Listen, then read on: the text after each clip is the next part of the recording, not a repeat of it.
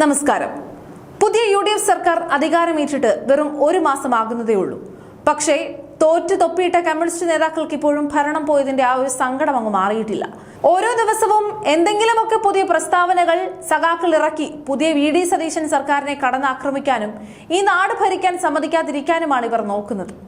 അതിന്റെ ഏറ്റവും ഒടുവിലത്തെ ഉദാഹരണമാണ് മുൻ എക്സൈസ് മന്ത്രി MB രാജേഷിന്റെ പുതിയ പ്രസ്താവന.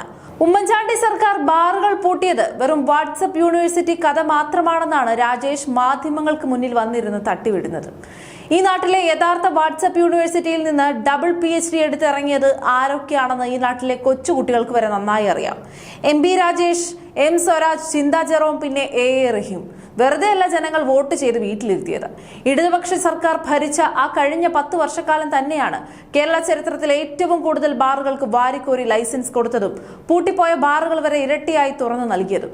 എന്നിട്ടാണ് ഇപ്പോൾ വന്ന് വലിയ മദ്യവിരുദ്ധ ക്യാപ്സ്യൂൾ വിതരണം ചെയ്യുന്നത്.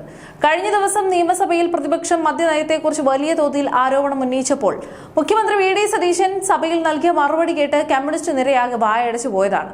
കേരളത്തിൽ ബാറുകളുടെ എണ്ണം വെറും 28-ൽ നിന്ന് 900-ലധികമാക്കി മാറ്റിയവരാണ് ഇപ്പോൾ വന്ന് ഞങ്ങളോട് മദ്യം വ്യാപിപ്പിക്കരുതെന്ന് ഉപദേശിക്കുന്നതെന്ന് സതീശൻ സഭയിൽ വിളിച്ചു പറഞ്ഞപ്പോൾ പ്രതിപക്ഷത്തിന് ജാള്യത മറയ്ക്കാൻ ഇറങ്ങി പോകേണ്ടതായി വന്നു. കേരളത്തിൽ മദ്യമൊഴുക്കിയ ഒരു സർക്കാരിന്റെ പ്രതിനിധികൾ വന്നിട്ടാണ് ഇപ്പോൾ മദ്യം വിഷമാണെന്ന് പുതിയ സർക്കാരിനെ ഉപദേശിക്കുന്നത്. ഈ മദ്യക്കുത്തകളെയും മദ്യലോബികളെയും സഹായിക്കാൻ മുൻപ് വലിയ രീതിയിൽ ഡീലുകൾ നടത്തിയത് ഇതേ കമ്മ്യൂണിസ്റ്റ് നേതാക്കൾ തന്നെയാണ്. അത് പുതിയ സർക്കാർ കൈയോടെ പിടികൂടിയപ്പോൾ രക്ഷപ്പെടാൻ വേണ്ടി MB രാജേഷ് ഇതാ മുഖ്യമന്ത്രിക്ക് നേരെ കള്ളങ്ങളുടെ വലിയൊരു ഘോഷയാത്രയാണ് നടത്തുന്നത്. മെയ് 21 മുതൽ ജൂൺ 14 വരെ മുഖ്യമന്ത്രി ഫയൽ കൈവശം വെച്ചുവെന്നും കോൺഗ്രസിനെയും മുന്നണിയെയും ഇരുട്ടിൽ നിർത്തിയാണ് തീരുമാനങ്ങൾ എടുത്തതെന്നും ഒക്കെയാണ് രാജേഷിന്റെ പുതിയ ഭാവനകൾ. വസ്തുനിഷ്ഠമല്ലാത്ത കാര്യങ്ങളും അസത്യങ്ങളും പറഞ്ഞ് ഈ നാട്ടിലെ ജനങ്ങളെ ഇനിയും വിഡ്ഢികളാക്കാൻ നോക്കിയാൽ രാജേഷ് അടക്കമുള്ള സഖാക്കളെ ജനം ഇനിയും വീട്ടിലിരുത്തുമെന്നത് ഓർക്കുന്നത് നന്നായിരിക്കും. ഇനി അടുത്ത തമാശ കൂടി കേൾക്കണം.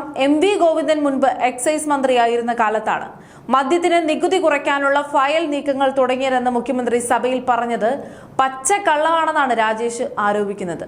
വീര്യം കുറഞ്ഞ മദ്യത്തിന്റെ നിർവചനം വ്യക്തമാക്കാനാണ് ഫയലിൽ ആവശ്യപ്പെടുന്നതെന്നും നികുതി കുറയ്ക്കാൻ LDF ആലോചിച്ചിട്ടേ ഇല്ലെന്നുമാണ് ന്യായീകരണം. തെരഞ്ഞെടുപ്പ് മുന്നിൽ കണ്ട് LDF നികുതി കുറയ്ക്കാനുള്ള തീരുമാനത്തിൽ നിന്ന് പിന്മാറിയതാണെന്നാണ് സത്യം. മുഖ്യമന്ത്രി അത് പുറത്തുവിട്ടപ്പോൾ രാജേഷിന് അത് സഹിക്കുന്നില്ല.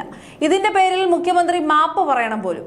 വീര്യം കുറഞ്ഞ മദ്യം അനുവദിച്ചുകൊണ്ടുള്ള വിജ്ഞാപനം 2023 ജനുവരിയിൽ ഗസറ്റിൽ പ്രസിദ്ധീകരിച്ചിട്ടും LDF ഭരണകാലത്ത് നീണ്ട 3 വർഷവും 5 മാസവും ആ ഫയലിൽ യാതൊരുവിധ നടപടിയും എടുക്കാതെ മരവിപ്പിച്ചു നിർത്തിയത് സ്വന്തം ഭരണപരാജയം കൊണ്ടല്ലേ? ഇടതുപക്ഷ സർക്കാർ അവസാന നിമിഷം വരെ ഈ മദ്യലോബികൾക്ക് വേണ്ടി ഫയലുകൾ നീക്കാൻ ശ്രമിച്ചു എന്നുള്ളത് പകൽ പോലെ വ്യക്തമായ കാര്യവുമാണ്. എന്നിട്ടാണ് ഇപ്പോൾ എല്ലാ തെറ്റുകളും പുതിയ സർക്കാരിന്റെ തലയിൽ കെട്ടിവെക്കാൻ വേണ്ടി പത്രസമ്മേളനം നടത്തി ജാള്യത മറയ്ക്കാൻ നോക്കുന്നത്. ചുരുക്കത്തിൽ അന്ന് എല്ലാം പൂട്ടി ഇപ്പോൾ എല്ലാം തുറന്നു എന്ന രീതിയിൽ കമ്മ്യൂണിസ്റ്റ് സൈബർ പോരാളികൾ വാട്സപ്പിലൂടെ നടത്തുന്ന വ്യാജ പ്രചാരണങ്ങൾ അപ്പാടെ തള്ളിക്കളയുകയാണ് പുതിയ ജനപക്ഷ സർക്കാർ. സ്വന്തം ഭരണകാലത്ത് നടന്ന സകല മദ്യക്കച്ചവടങ്ങളും അഴിമതികളും മറച്ചുവെക്കാൻ പുതിയ UDF സർക്കാരിന്റെ മേൽ കുതിര കയറാൻ വന്ന MB രാജേഷിന്റെ കപട രാഷ്ട്രീയ നാടകങ്ങൾ നിയമസഭയിൽ പൂർണ്ണമായും പൊളിഞ്ഞു വീണിരിക്കുകയാണ്.